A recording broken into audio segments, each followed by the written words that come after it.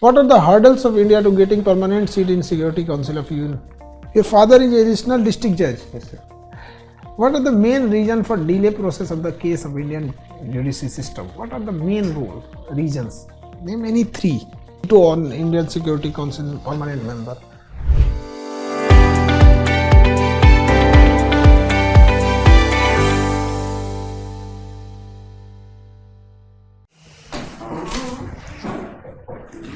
Okay. Yeah, please come in. Sit down. Thank you, sir. You are Mr. Anshul Bhatt. Yes, sir. You did your BA in 2021. Yes, sir. What have you been doing after that? Sir, I've been associated with a few NGOs after that, and I've also enrolled myself in LLB first year in Campus Law Center here in the university. I've been marking that it's the CBSC 12th more topper. After that is AIR 222. What is this? CLAP? So this is CLAP. These are common law admission tests that I had given after my 12th. So you got it. Yeah, I've got into ranking. Yes, sir. I got into Nalsar Hyderabad and NLU Bhopal. And your DU LLB 43. What is this? So this is the entrance test for the DU LLB. I had secured 43 rank in that, all over India. And there was another test called the DU entrance test. DUET. What is this? So this is DU Delhi University entrance test, and in this I had also secured a good. So you're opting for which? So I had gone to LLB through this DU LLB route. This DU LLB, right? And I'm also marking that you are interested in mountaineering and rappelling. Yes, sir. I'm more inclined towards rock climbing and rappelling. It was rock climbing. Yes, and what is this one bid was treasure hunt in college? So, sir, these were different competitions that our college had organized. So I had taken part in that, and I had also had the opportunity to win it. You are also co-founder of Vivekanand Study Circle. Yes. Is that in school or in college? So this was in college, especially during the pandemic time when the college was closed. So we had organized this online thing where we had students from all over college and from different years. And after the college opened, we continued it. We had some reading sessions outside there. There's this university plaza there. We also organized some online sessions. You're also interested in graphic designing. Yes, sir. 2D. What does this indicate? So this is the 2D graphic designing. Like I'm much inclined towards designing logos or mascots of different things. Like we have this logo here, Khan Global Studies, so I can design that. But I've also worked with one of the larger groups of graphic designing. It was called Helsam Creations. We had around 50,000 members on Facebook. It was a times of Facebook, so I was working with them, so I had earned a little bit. This was during my 10th and 11th class. And you've also been applying for CAPF examination, Combined Defense Services. But sir, I did not went and gave. You have not.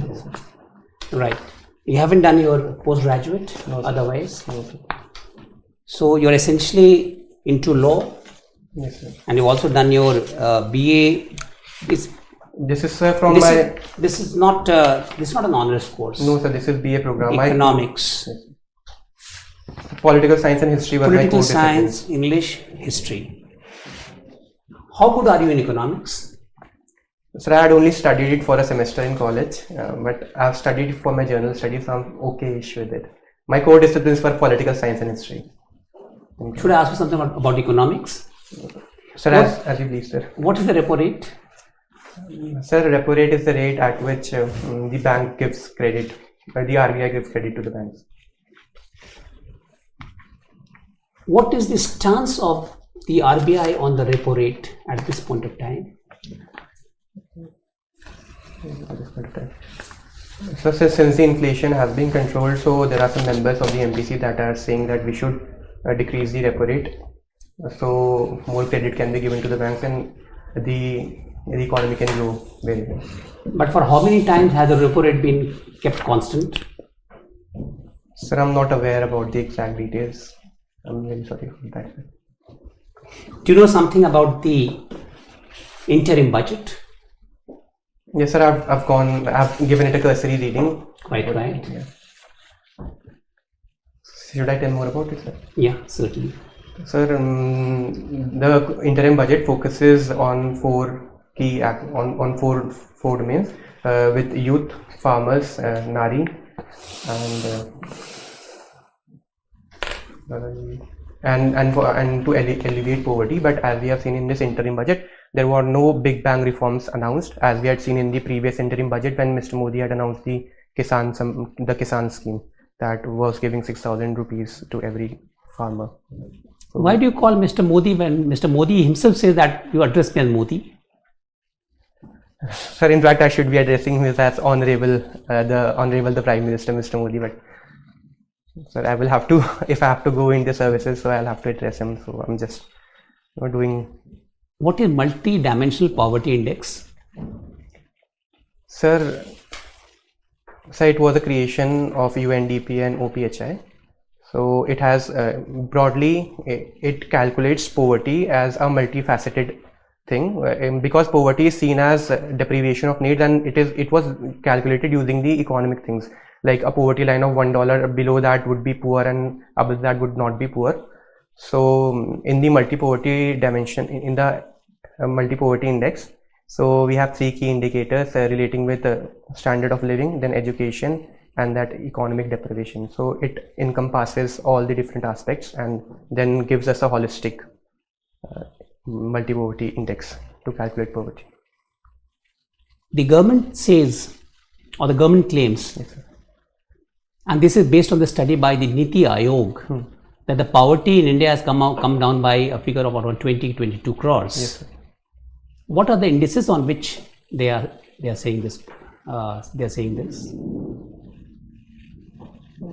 Sir, basically they have used the data of NFHS 4 and NFHS 5, and there are some other sample surveys conducted by the NSO and NSSO. So they have used those data, although I'm not aware about the exact name, but I'm sure that NFHS 4 and 5 have been used in this. Your strong point is your strong point is political science or history? Political science, I would say, sir. But history is equally fine. Equally fine in history as well. So let us talk something about political science and especially about elections. What electoral reforms do you think should be done so that the entrance of money and the entrance of criminals is totally banned or kept away from politics? In your view?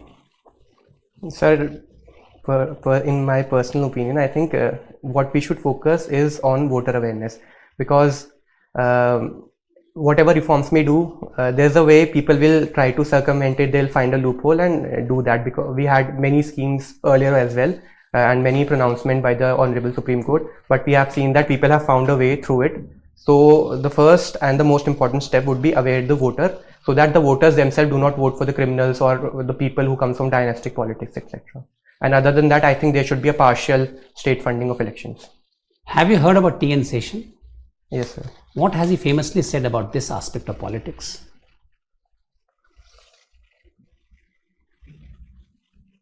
Sir, I'm really sorry, I have no idea about this. I'll read more on it. How do you react to the proposal of the government about one election, one nation? Sir, it is indeed a good step, but as we have seen, there are some misgivings about it, that there are certain problems, legal problems as well, and other problems with the federal structure of the country, and what would happen of the state, the running governments, what would happen to them if we do this one state, one election. So I think what we can do is we can break it down in smaller steps. Like we can have elections of the states and the National Assembly that are closer together, like Punjab, Uttarakhand. We can start clubbing with those, and we can move forward. You're also connected to the judiciary. Your dad Yes, is a judicial officer. yes, sir. And you've also done law. Yes. In my first semester, sir, Doesn't matter. So that exposes you to the field of law and justice. Yes, sir. What are electoral bonds? So electoral bonds was a recent scheme that was introduced by the government. So what essentially happens, SBI issues electoral bonds, and the donors who want to donate money to their parties, they can buy those bonds by depositing the money in the SBI, and then they can give those anonymous bearer bonds to the political parties that they want to donate to. So by this, it would eliminate the entry of black money in the system. When you have a legislation, in fact, the first portion talks the intent of having that legislation.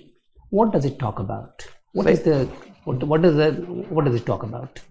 So the electoral bonds are concerned, and there's also been a judgment on the issue of electoral bonds.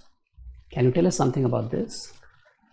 Sir, the intent of the electoral scheme of this electoral bond scheme was basically to eliminate black money, and second was to ensure transparency in funding, so that the companies are not coerced when if other parties come into power. And the recent judicial pronouncement on this was some had gone to the Supreme Court in this electoral bond thing, because they said that the transparency, there was no transparency in this thing, because whoever is giving them money and whoever is issuing the bonds, the SBI has their data, and the SBI data is accessible to the central government, whereas that data is not accessible to the voters, and that would inhibit their right to know. That is enshrined under Article 19 of the Constitution. No, but you have mentioned that it will cut off the production of black money. Yes, sir. It will also keep everything transparent. But if you see the entire arrangement within the electoral bond system, they're not talking in terms of transparency. Who is giving? They can be anonymous. What you call anonymous donors also. Yes, sir. Then there are certain things which are out of the purview of being in the public domain. Who has given what? Is also not to them. Then what transparency are we talking about? Exactly, sir. So this was a shortcoming of this scheme. Although the problem with the black money was sorted, but this thing remains, and I do think so. We have to work towards it. Being a student of political science, do you really think that the problem of black money in elections has been sorted out? No, sir. I've been on the ground. I've seen how many crores and crores have been. Then you're contradicting your own statement. But anyhow, thank you so much. Anshul Bhatt, Yes, sir. what are the role of AI in graphic designing? So we recently were saying you just type in a sentence and it would make the whole graphic for you. So it has. So what the graphic designers will do? Well, I think it would eliminate the graphic designers who are not very good, but it would make the work of graphic designers who are very good. They would be needed more. Because what essentially is happening, if I am not that good in graphic designing, AI will replace me. But if I am a good artist, then AI would not be able to replace me. Even in fact, I would help rectify the AI mistakes that it would do in its work. So in coming future, Yes, sir. anyone wants to become a good graphic designer, you need not to become a good graphic designer. You have to become a good artificial AI designer. Yes, sir. What is the role in future of graphic designers?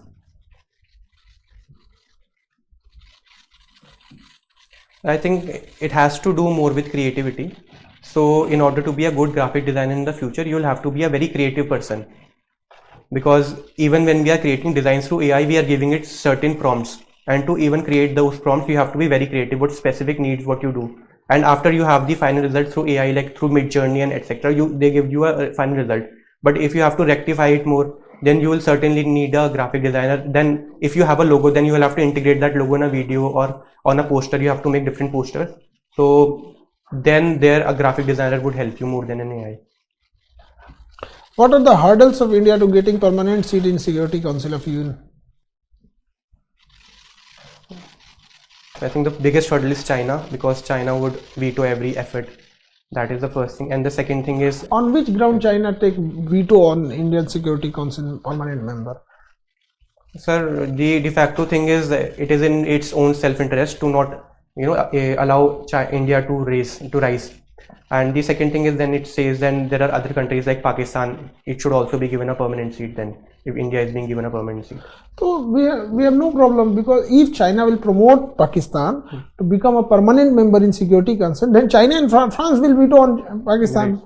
So we have nothing to lose in this game. Yes, because definitely France will veto on the entry of Pakistan in permanent Security Council in UN. So why we are concerning about Pakistan? But sir, then India's induction would be linked to induction of Pakistan. If that would be vetoed, China would veto India's induction in Security Council.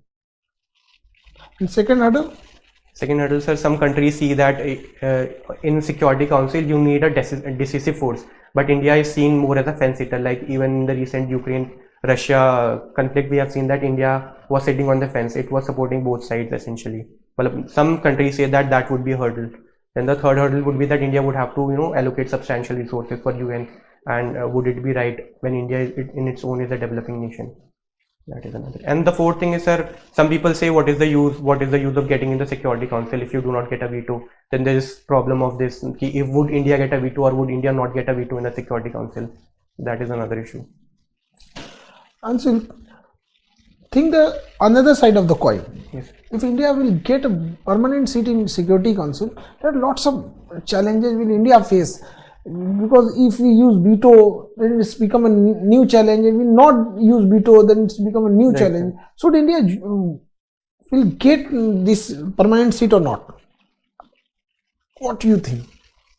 So in my personal opinion, I think India should go for a permanent seat in Security Council, because then it would allow us to reach towards our own goals and national interest. And since India sees itself as a Vishwaguru and as a rising power, as a global power, so I think India deserves a place, and India would need a place in the Security Council.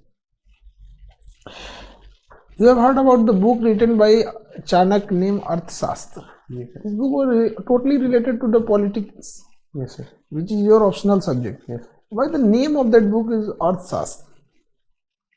So according to my limited understanding, I think Earth, that is money, that is the root of all the nation. That is the root of development. So without a good economy, you cannot have a good statecraft, or you cannot have good relations with neighbors, or good defense things.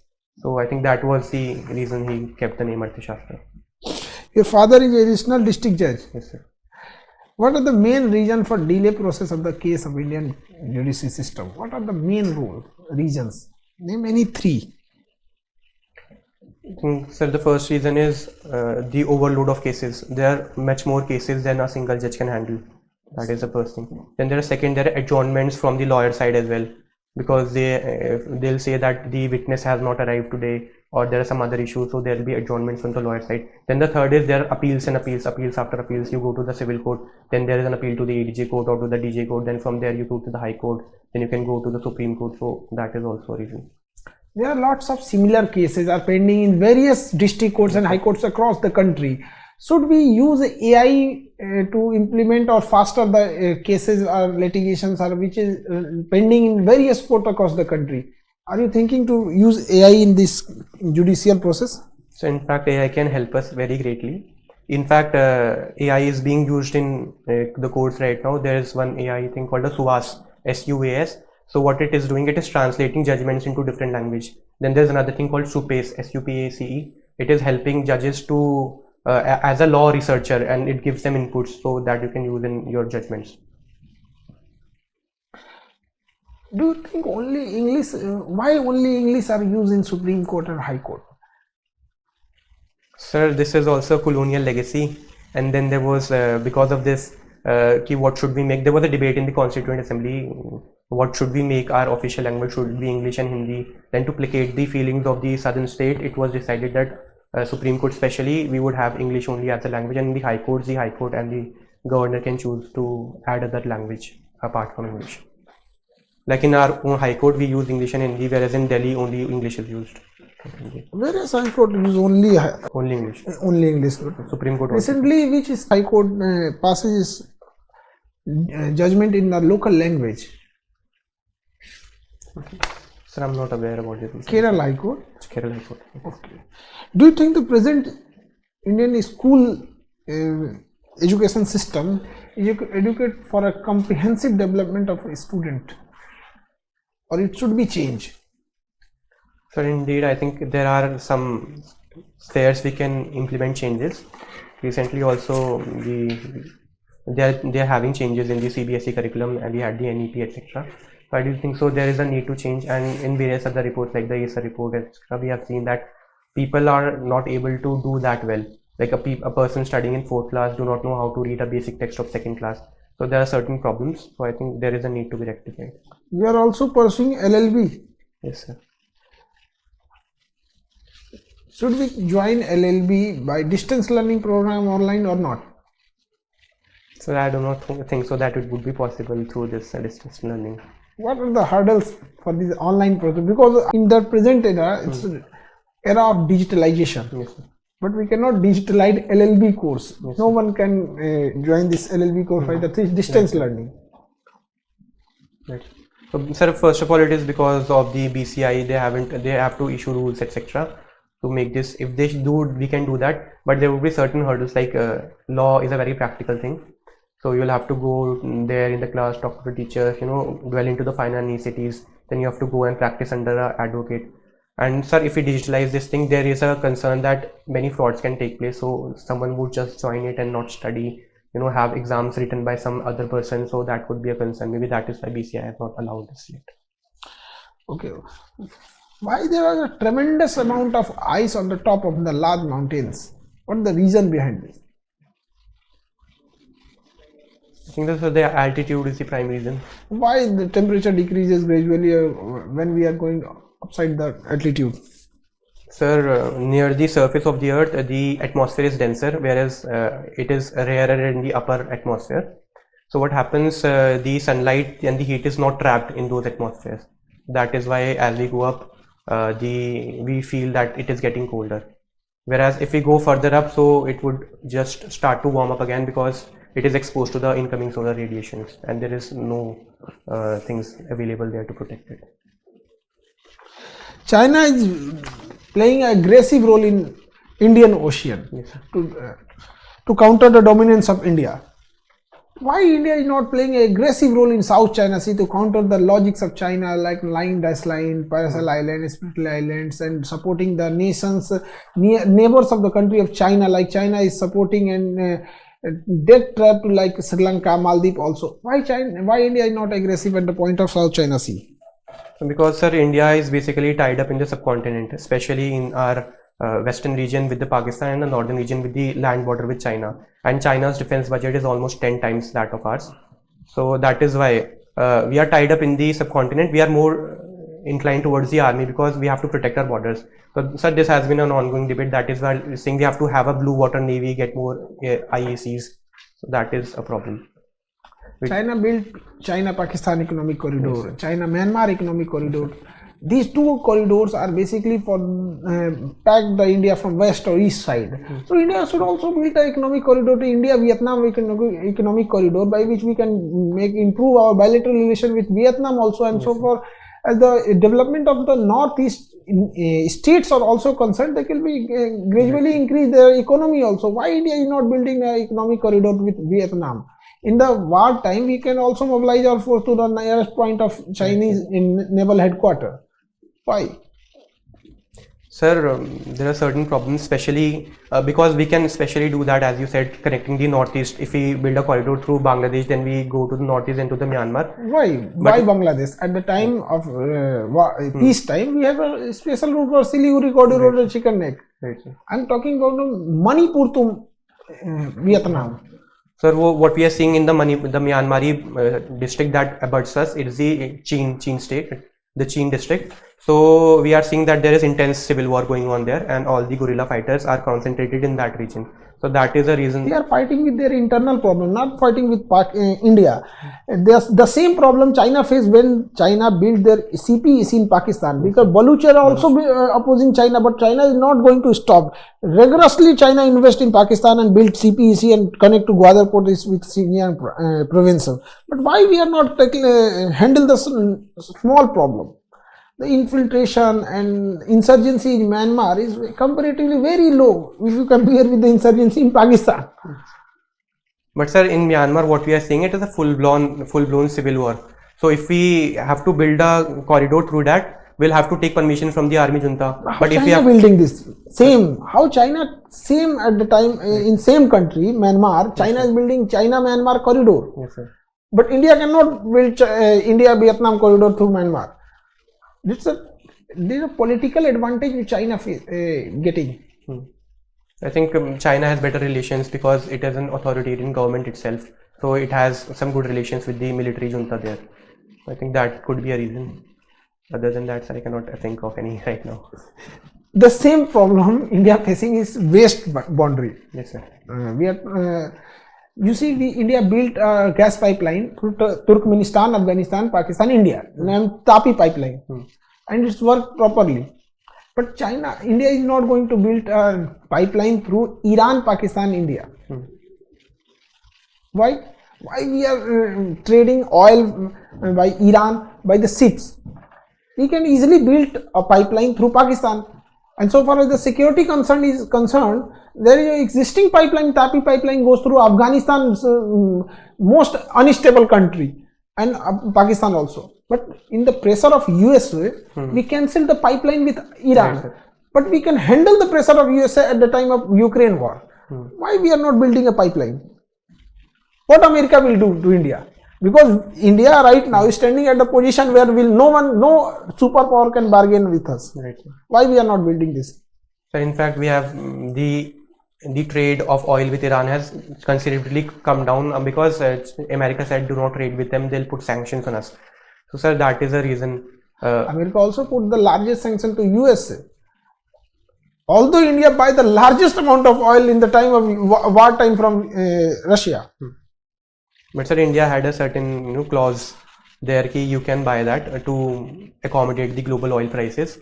Whereas in Iran, it was successively, considerably, they started with less sanctions, then they said they started decreasing the cap, so now we have only very little trade with Iran in terms of oil. So as far as the oil is concerned, we have only three options: Russia, Iran, Saudi Arab. Russia is a part of certain scenario, that's why we are buying oil from the Russia, but in evergreen time we buy our fuel from Qatar, Saudi and Iran. So why we will not going to build a pipeline? So I think sir, we can look into that, and I think it would need some political will as well, and sir, it would also need the intense involvement of our Ministry of External Affairs. And sir, that is another thing. David C. Markey in his article India's Foreign Policy, a Software Change, he says that we need to overhaul our whole Indian foreign service. We need to induct more officers and we need to build more missions to outer countries. So I think we can certainly do something about that by inculcating changes. Please. Okay, Anshul. You tried for CDS? Sir, I had filled the form, but I couldn't go to give the exam. I didn't go. Did you have any coaching? No, sir. No coaching? Nothing. Nothing at all. You filled the form? Yes, sir. And why did you not go for the exam? Because sir, when the exam was to be conducted, we only had one center in Uttarakhand, that was in Dehradun. And I was at that time either I was in Almora or some other place in Nainital, and my mains was also approaching, so I didn't go. Location is a problem or mains were coming? Sir, both of them, because if you have to travel from Almora to Dehradun, it takes you 1 day to travel, then you get tired, you have to rest, then you have to come back as well. So tired. That was also an issue. You get tired, is it? I don't, sir, anyone would. So you are just about 24 years of age, rather 23 plus, to get tired, is it? No, sir. You'll have to work for a very long hours as IAS officer. Okay. Public speaking is one of your fortes, is it? I used to give speeches, etc. when I was in class 11, 12 in my school. What do you notice in the children at your age now, generally, that they are not able to speak well, most of them? Though they are very good, they can speak individually very well, but they are not able to speak well when it comes to speaking in front of other people. And that affects them a lot. What steps will you take, or what do you recommend that people should develop speaking skills after say 11th, 12th onwards, or maybe even earlier than that? I think one of the most important thing is practice, because however good a speaker is, if he doesn't practice. Practice where? With whom? How? Like sir, we have different clubs, like there's a global club called the Toastmasters Club. So they have branches in most of the cities, so we can go be a part of the club. What about schools? Can it be inculcated in school? Yes sir, we can have an elocution class, so where every child gets a chance to go and speak in front of others for a minute or two. So if it is just for once in a while kind of a thing, then participation of that type, then how will people improve? So we will have to find ways for that. No, what are the ways you recommend? Even in class, we can make a group of 6 or 7 people. So every week we can have one elocution class or 2 classes. Then after that, they can go home. If someone is living nearby, they can come together and they can practice among themselves. And the teacher can give them different things. You go home, you read about this and make a video. But is it happening? That's the it problem. Doesn't happen. It is not happening. Okay, so if you are a member in the board to select people, and there are 2 people absolutely identical in their knowledge and expertise and looks and everything, let's say, hypothetical case. One chap speaks better English than the other, and there is only one vacancy. Who would you prefer to take? Sir, I would see who's the one better with he's able to communicate his views well So or not. language, isn't it? Not language, or sir, the matlab ability to express. Yeah, ability to express or to communicate what he's So feeling. that means ability to express and public speaking are very important issues. So that is exactly I was saying how it can be improved. Because moment he is not able to speak in public or in front of other people, his confidence level goes down, all his knowledge goes down the drain. He is not able to communicate. Anyway, let's talk about South China Sea. Tell me the location, the neighboring countries. What else can you tell me? The significance of South China Sea. What is China doing there? Why it is irksome to certain people? And how it is important for India? These 4-5 questions. So South China Sea is in the East Asian region. The neighboring countries are China, then there is Taiwan, there is Philippines, then there is Vietnam, Cambodia, then we have Malaysia as well, and Brunei. How do you pronounce? It's Brunei. How do you pronounce? Brunei. That's how it is spelled. Okay. So how do you pronounce it? Brunei. Okay, it's Brunei. Brunei. Huh? This is very funny. That's how it is, English language. Papua New Guinea. And then sir, we are seeing what China is claiming. China is claiming because of the historical reasons. They say we have a 9-dash line or an 11-dash line around the South China Sea, and we have been fishing there, so the whole South China Sea belongs to us. And sir, South China Sea is a strategic region because it also have many mineral deposits like the oil deposits, and it is also a very rich fishing ground. And it also has certain coral reefs like the Scarborough Shoal and the Spratly Islands. So what China is doing, What is he doing in those islands? So China has gone there and claimed that those islands at its own, and it is militarizing those islands by building airstrips and placing missiles, and it is also reclaiming some islands. It is initially building those islands in the sea by using sand, etc., and then it is stationing its military personnel there. And so what also is happening, there is civil military fusion that we are seeing in the South China Sea. The South China Sea, China is using its fishing vessels as civilian militia against other countries and to threaten them into submission. What else is important for? Oil and gas? Yes, oil and gas and the shipping routes. Shipping routes. So how is it important for India? For 2 reasons, tell me.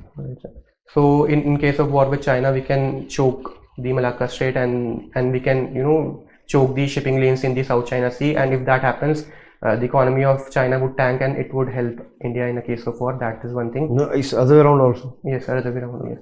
Because most of the open sea lanes of communication is essential for trade and for strategic reasons. Which strait? Strait Malacca or which strait?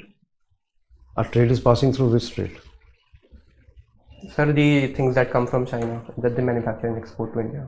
So security and safety of that area is very important because it is passing through, our trade is passing through that Strait of Malacca. And sir, India wishes to emerge as a net security provider in the Indian Ocean region, and so that is why it is also an essential strategic playground for India.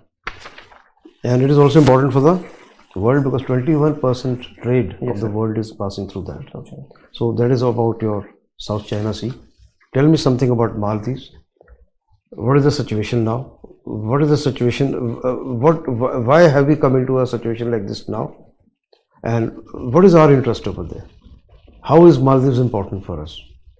So Maldives essentially is a group of islands in the Indian Ocean. So it has a very strategic location. We can essentially say that there are stationary aircraft carriers that the Maldives can act as. So India had good relations and sometimes bad relations as well with Maldives. It has been alternating, like Abdullah Yamoun and then Ibrahim Soili, and then we have Muizi now.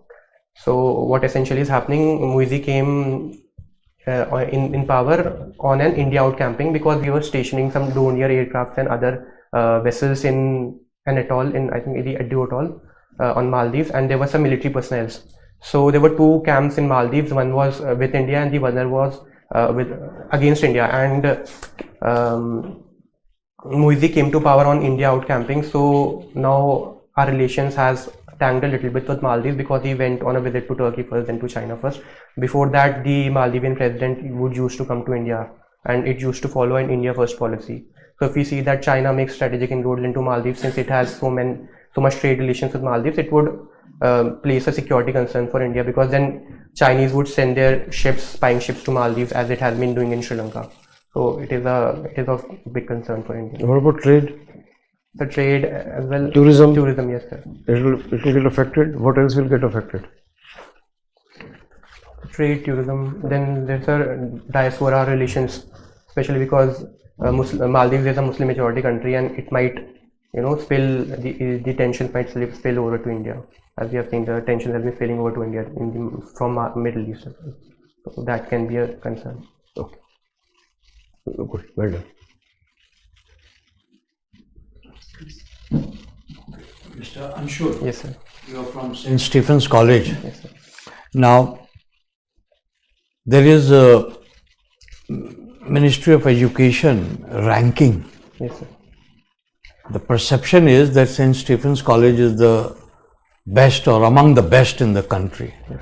But when the ranking comes out, it is never on the even top 5. Why is this? Yes, sir. Recently also we have come down from rank 8 to rank 11. But sir, I think it has more to do with the parameters how the NRF is set. Because if we see St. Stephen's, we hardly have around 3,000 total students, whereas other colleges have students that are 3 or 4 times more than our college. So what essentially happens, the research paper publications and the outcomes of graduate students would certainly be more in other colleges because they have more students. That is the first thing. And second thing is we have very less departments in our college. Like we do not have zoology honors or biology honors. We do not have a political science honors in our college. So that also hampers our performance in many divisions like the research and graduate outcomes. So, Anything being done to address these things? sir, there was a step that was being taken by the college. They were saying we would make the college autonomous. That would give them more fund and more power to institute certain courses like political science honors and biology honors, that what I was talking about. But then there was some protest. They said that it should not be made autonomous because then it would get expensive and all. So the step was stalled. So nothing as of now. All right. Now, you have interest in yoga, Yes, sir. right? So, if you imagine in your mind, the face of science, generally the picture of Albert Einstein comes. Yes, sir. Face of art, Picasso. Yes, sir. Who would you suggest for yoga? Who would be the right face of yoga? If we speak generally, so most people would say Swami Ramdev because he has made this yoga thing into a pop culture thing now. But everyone is practicing yoga because of him. Okay, Swami Ramdev, you said he has made it popular. What are the other criteria you will keep in mind? Sir, because sir, we can say Maharshi Patanjali because he was the progenitor of yoga. He has written those yoga sutras. Sorry, I didn't get you. So I was saying, if we have to go by other criteria, I think we can start with Maharshi Patanjali because he collected all the yoga aphorisms and No, you said Swami Ramdev. Ramdev. Yes, sir. Now you have to justify what is the criteria you kept in mind. Okay. One is you said he has made it popular. Yes, sir. He has made it popular. Okay. And sir, he was the first one to bring it to the masses because before Same that, thing. yes, What else? same thing, sir. He has instituted very big ashram, especially in Haridwar and other places where people go and get treated. So he has also bring in naturopathy and other Ayurvedic sciences. And sir, the third thing, he has made Ayurveda and yoga into a more scientific discipline. Like in Haridwar, we have labs that test on the Ayurvedic medicines and on yoga principles. They write proper research studies and they publish in international journals. So that is another thing. All right, all right. Now, you're from Uttarakhand. Yes, sir. Now, Uttarakhand has made tourism a central part of its developmental process. But we are seeing the drawbacks, impact in Joshimath. So tell me, what is the way out? I think the government has done rightly by saying that tourism should be encouraged. But what we can do is we can diversify our tourism policy. So not only relying on religious tourism, we had around 55 lakh people who visited Chardham this year. So not only relying on religious tourism, we can diversify into other areas. Like we can go for night tourism, we can go for winter tourism, we can go for adventure tourism. Even I had done this course of adventure course in NIM Uttarkashi, they were talking about this. Then apart from this, there are many other unexplored places, like all of us know about Char Dhams, but few of us knows about the 5 Panchbadris and the Panchkedars. So we can diversify it into that area. And talking about my own district, Nainital, everyone comes to Nainital, but there are many beautiful places near Nainital, like we have Binayak, we have Pangot, Kilbari, etc. So we can diversify places, develop new places. So, we can, yeah. right. So tourism, but it's leading to, broadening of road, leading to more avalanches, landslides, disaster. You're not concerned about that? Sir, environmental problem. Yes, sir. So, if I had to give an anecdote, there was one Mr. Darban Singh Negi, he was the first Victoria Crossy. And then because of his bravery, he was asked from George V, what do you want in return? So he said, I want 2 things. I want an English medium school in my village, and then a railway line connecting Rishikesh to Karnaprayag. So sir, development has been a centerpiece, and even without tourism, I do not think denying a road to a pahadi that is sitting on the top, that would be right, just in the name of ecological balance or environmental protection. So that would not be right. And sir, we need roads because of strategic importance also. We have districts that... But say building, 4-lane road in Badrinath, in Joshimath, Rudraprayag. Is it safe for the environment, for the hill? Sir, although there are some concerns, but we can mitigate those things. Like recently NGT has said that there would not be explosions in building of tunnels and roads. There would be a bore drilling machine. So that was one thing. We can use different technologies like using local materials or using plastic in construction. Now let's move to another topic. You have given CDS, Central Armed Police Force. You have applied for that, Yes, right? For that, right? So tell me something about the defense budget this time, the interim defense budget. Are you aware of anything? Sir, although I'm not aware about the exact numbers, but I am aware about the general idea. So what is happening, we are seeing the defense budget, it is more skewed towards salaries and pensions. And we have less funds for defense modernization and having the arsenals. And what is the amount that has been allocated? Sir, I'm not aware about the exact numbers. I'm really sorry, sir. It's I'll read more about it. 6,22,000. Like 22. So, do you think in a poor country like India, allocating so much resources for defense is correct? Sir, it is indeed said defense is costly, but a war is costlier. So when push comes to shove, we should not be lacking. Okay. Sir, I do think so, both bread and butter. So is there no other way out? We keep increasing the defense budget. Tomorrow it will be 7.22, then it will be 10 lakh. Is it correct? Sir, like we have seen the government... What can be done? Tell me, what else, what is the other way around? So we have this brilliant scheme called the Agniveer scheme. So what they essentially did to decrease the teeth to tail ratio and to decrease the expenditure on salaries and pensions, they inducted this scheme. Okay. So this was one what step. What else? Second, we can have private sector investing in defense things. Like recently during the construction of HAL Tejas, we had seen that many private MSMEs took part in that. And there is some growing investment. You mean Atmanirbhar Bharat? Atmanirbhar Bharat, yes. So you tell me something about Atmanirbhar Bharat. Has it succeeded? What are the facts and figures? Do you have something to show that something is moving on that front? Sir, we recently launched our first indigenously built aircraft carrier. Then we have inducted HAL Tejas, Mark 1, Mark 2, etc. So, and sir, we are having this PLI scheme in 16-20 different sectors. So, any facts and figures you have to show that so much export we have done? So I do not have the figures. Okay, tell me what are the challenges, suppose, because we are pushing Atmanirbhar Bharat in a big way. What are the challenges? What are the problems that we would face? Sir, we have faced challenges, especially in the WTO. They are saying that India is creating import restrictions. So some say that we are going back to the state of import substitution stage that we are in the Nehruvian era. Because we are stopping imports, and we are saying that we need to have our own... No, I'm talking about in arms and ammunition and missiles and technology export. There, what are the challenges we face? Sir, the first thing is the structure of the ordnance factories and the DRDO. Like we are seeing that recently also the ordnance factory were corporatized. Then there were some issues with the like we have seen in the Ukraine war as well, that artillery shells that need to be manufactured within the countries. So we are seeing that we do not have that much manufacturing capability right now. So we need to increase that.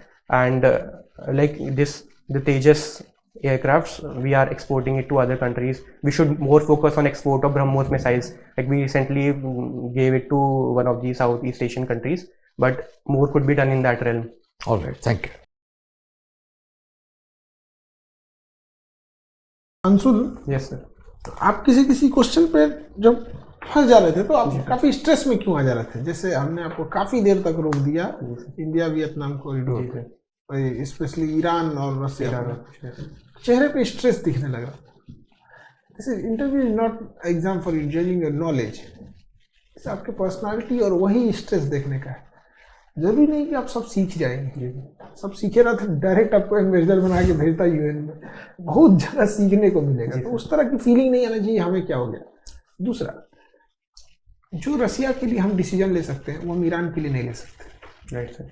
Level of the friendship, Iran से हमें fuel, counter part of China, port of Gwadar, लेकिन Russia से हमारी पूरी defence technology Russia पे dependent है। Russia will collapse और defence infrastructure will collapse, तो दोनों पे डिपेंड करता है। इस चीज को आपने छोड़ दिया, ठीक है। दूसरा, म्यांमार की अनस्टेबिलिटी चाइना के लिए प्रॉफिटेबल है, because Chinese military, Myanmar military को is favour to China, Aung San Suu की favour to India. That's why China will making China Myanmar economic corridor, but India is not going to make. ठीक है। बाकी चीजों को देखिए, stress वगैरह नहीं रखिएगा, बाकी सब ठीक है, ठीक है। वो आप थोड़ा सा फास्ट बोल रहे थे, उसको धीमा करने के चक्कर में गड़बड़ हो रहे थे। हाँ सर, ये इशू हो गया था। शुरुआत में आपके टो बहुत उठ रहे थे, पैर आप रखे थे ना, बार बार ऐसे टो। सर वो इसी वजह से होगा, वर्ड्स आ नहीं रहे थे दिमाग में ना, तो इधर कुछ स्ट्रेस जाहिर हो रही थी, बॉडी से निकल रही थी, तो वो चीजें ध्यान दीजिएगा, वहाँ टो वैसे बार बार ना हो, ठीक है।